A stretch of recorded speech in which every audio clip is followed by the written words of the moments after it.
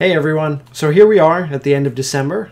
First, I just want to say I hope everybody had a great holiday season, that you got to spend some time with your friends and family, and that it wasn't too stressful. And second, this month I want to give a big shout out to all of our new patrons this month. We got a bunch of new supporters in, so a huge thank you to you guys for signing up. I hope you enjoy the extra content that we put out here. And I just wanted to say again, that it really helps support the work that I do on a monthly basis, not only here in Patron, but also just all the stuff that I do for the public website. And I really enjoy Patreon because again, it lets me deliver stuff directly to you guys with as little of a middleman as possible. I mean, obviously Patron's involved, but the system they have set up here has given me some really valuable tools in order to facilitate figuring out what you guys want more of and being able to deliver that directly to you. So with that said, and before we get to the Q&A portion of this video this month, I wanted to dive into something a little bit different, which is sort of like examining the state of our Patreon campaign after I think 4 or 5 years I've been running this. And for the most part, I've just kind of been trucking ahead doing what I do each month. But periodically, I do have to kind of sit down and examine the whole Patreon thing to sort of decide what's working, what isn't working, is there a better way that I could do something, etc. And so in that respect, I've actually been considering making a couple of changes to some of the Patreon features here. So first up on that list involves the highest tier, the Super Patreon tier, with the cameos and the cameo comics, which all patrons get each month. And I've actually already discussed this with those 4 patrons at the $100 tier. And while I'm still kind of in the developmental stages of what this change is going to look like, I kind of wanted to give you guys a little bit of insight on what, the direction I might be heading with that. And so first, let me explain the reason I'm looking for a change here. And that is because, many years ago, when I first started Patreon and I first put out this top tier where, for $100 I will do a comic that features your likeness as a character, etc. Back then I didn't know what that was going to look like, and I kind of expected that there would be monthly turnover because I mean $100, that's not cheap. So I sort of expected people to hop in, I'll do a comic or two with them, and then they'll be like, okay, I'm out of here, and somebody else would slide into that spot. So I had to design a comic setting that didn't need to worry about character development and that could support the sudden disappearance and replacement of a character. And so what I ended up with was coming up with just something really silly, something kind of random and goofy, and creating like these really weird character versions of these people in a setting where like almost anything was possible, so that I could handle constant changes in the roster. Except that's not what happened. The people who jumped into those top patron spots stayed there. In fact, 2 of our current patrons are still original super patrons from when I launched the Patreon campaign. Which means, so in the last 4 or 5 years that I've been doing this, we've only had 2 spots turnover, which is great. That's fantastic, and I'm incredibly grateful to those super patrons for such a tremendous amount of support and for being so interested and on board with this thing we're doing. But it also means that I have ended up having to morph these very ridiculous kind of almost Chef Brian-esque characters into increasingly bizarre and weird ongoing stories, to the point where I've now done 112 pages of this thing. And I don't have a problem with that at all, but now kind of having a better idea of what that super Patreon tier looks like, where people might hold on to their spot for months at a time or years at a time, and simultaneously wondering whether or not people are actually invested in this other weird thing that was never really intended to exist, and if there might be a better way to do that. I started thinking about, now knowing how this slot tends to function, what might be a more entertaining way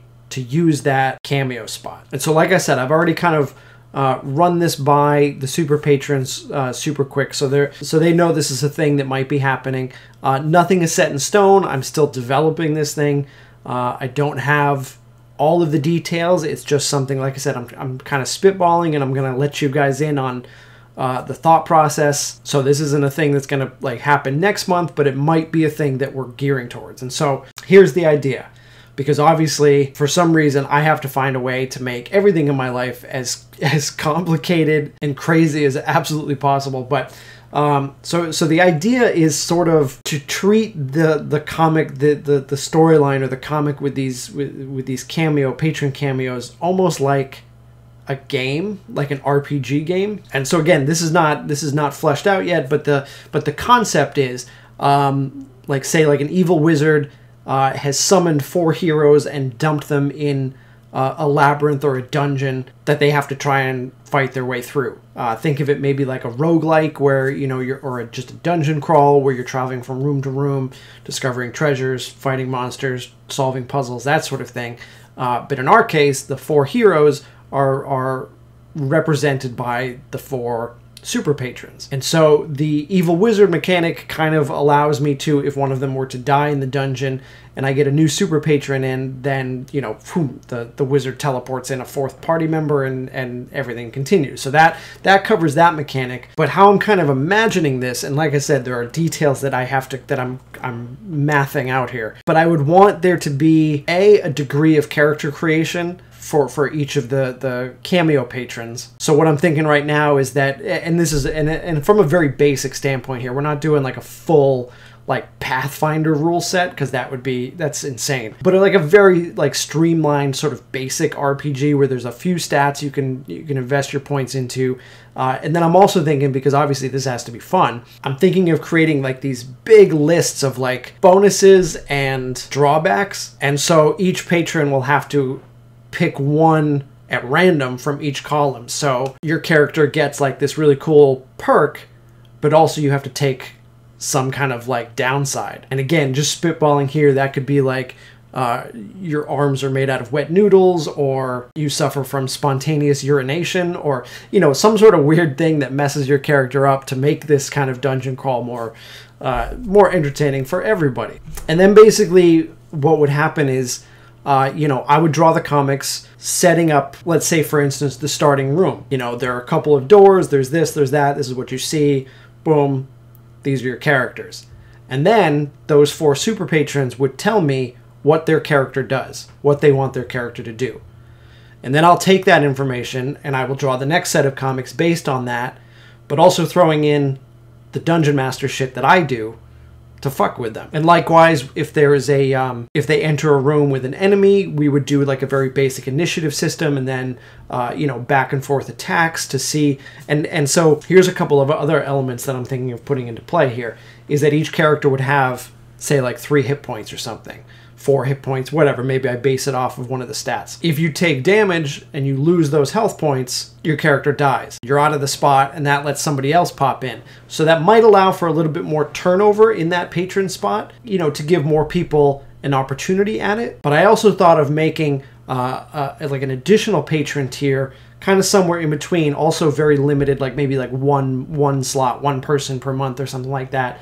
Or just do it on a conditional basis where you could buy in to have your likeness put on like one of the bad guys. So like you're a zombie or you're a troll or something like that. You don't get to be like the main characters, but for a lower price point, you can have your likeness pop up in as a bad guy that the heroes have to fight. So that's also another way to potentially allow more patrons to get in on the storyline and the action and appear. Another thing I'm thinking about doing is that while the super patrons get to decide their character's own actions, I might then also run polls and hold votes for the rest of the patrons to decide what the dungeon does, how the dungeon responds, what kind of monsters spawn, and that sort of thing. And in that way, it would become a very interactive thing for all patrons, where you know, these top tier patrons get to kind of dive into this dungeon and make some decisions, but everybody else gets to participate as well. And in the meantime, I get to draw kind of like this ongoing adventure with some very weird things happening, but still in a more sort of focused narrative in terms of like, this is an adventure. And still all the bizarre stuff, because obviously, you know, if you're like the fighter or whatever, but you have noodle arms, that's going to make for some pretty interesting encounters, but still ultimately we all get a more focused narrative than the thing I'm currently doing. So anyway, like I said, this is all stuff I'm still working out. I'm still trying to design the RPG system, pulling elements from this and that, like to decide how complex to make it so that it's simple enough to incorporate to allow me to just draw comics about it, but also deep enough that the people participating feel like they have some sort of agency in the story. But anyway, it's a little ambitious, and like I said, I'm still working out the kinks. I'm not going to swap over. If I do decide to swap over, what I'll do is I'll wrap up this current storyline in some, crazy, ridiculous, silly fashion, and then we'll make the switch. Current super patrons will have the opportunity to switch over. If they don't like the new format, then they can drop out, and we'll let other people come in. And we'll see what happens. It's kind of an experiment, but I'm excited about the idea of experimenting with it, and I think if it works, that could be something really unique and interesting. And now on to my next potential change that I am considering, and that is regarding the Chef Brian tier, which is the a decently supported but still the least supported of all of my patron tiers, and yet the comics that I draw for the Chef Brian tier still take roughly as much time as any of the other comics that I draw. So I am having to consider whether or not that time each month might be better spent working on a comic series, providing more comics for something that more people might be interested in, whether it's Starcaster Chronicles or Console Wars or something like that. So again, I'm not quite ready to say this is the last month of Ask Chef Brian, but it is something I am toying with removing, especially if I do the next thing I'm going to talk about in a minute. But the reason I'm making this video, the reason I'm telling you all this stuff is because I welcome your feedback. I'm interested in hearing what you have to say. So likewise for the last thing I said, if you really love this bonkers patron storyline that I have going on now, and you don't like the other idea, feel free to let me know. If you like the dungeon storyline idea better and being kind of like a choose your own adventure sort of participatory RPG session illustrated, let me know if that sounds fun to you.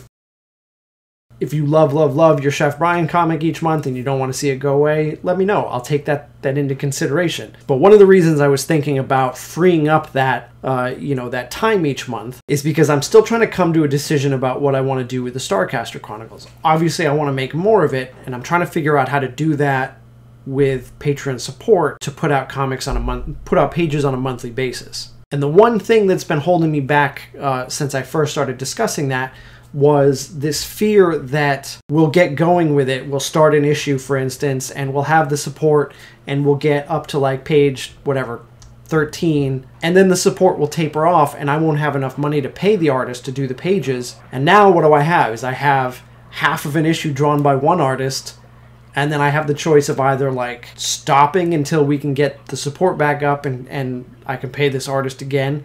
I switch artists, I switch over to doing it myself, but I hate the idea that I don't mind switching an artist in between issues because comic books do that all the time, but I don't want to switch artists or colorists or anything in the middle of an issue because that's jarring to you flip a page and then boom, suddenly it's way different. One way around this, and it doesn't do me any favors in terms of my workload, but one way around this would be to pencil the pages myself.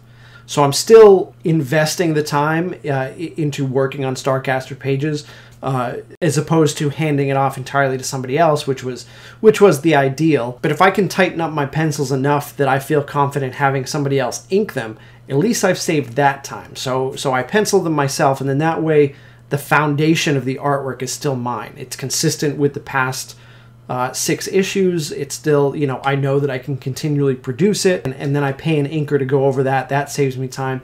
I pay a flatterer and a colorist to finish it off. That saves me time. I don't have to do that myself. But with that said, I feel like I am just about at capacity with what I'm capable of putting out in a given month between the website and this Patreon stuff. So if I was going to do that, if I was going to spend my time doing Starcaster stuff, I feel like I would want to remove something else, and I think that would be the Chef Brian strip. To take that time I would have otherwise spent on Ask Chef Brian and instead pencil a Starcaster page. So again, that's just something I'm thinking because I believe that there are more Starcaster fans than there are Chef Brian fans. With good reason, of course, because Starcaster still regularly appears on the main site, but Chef Brian only appears here in Patreon, so there's no Chef Brian content floating out there to continually develop new fans. But anyway, like I said, I'm still just brainstorming this stuff. These are changes you might see happening over the next few months, and I kind of wanted to give you a heads up. And if you have thoughts on them, please leave that in the comments below because I want to hear about it. Okay, and without further ado, let's get to the Q&A portion of this video. So first up this month, Michael asks, do you vape or do you know people that do? Does the flavor ban by the FDA affect you in any way? And what's your position regarding vaping? So to start with, no, I do not vape. I think I know one person that vapes. My buddy Ken, I think, does. But he lives in another state. I rarely ever even see him.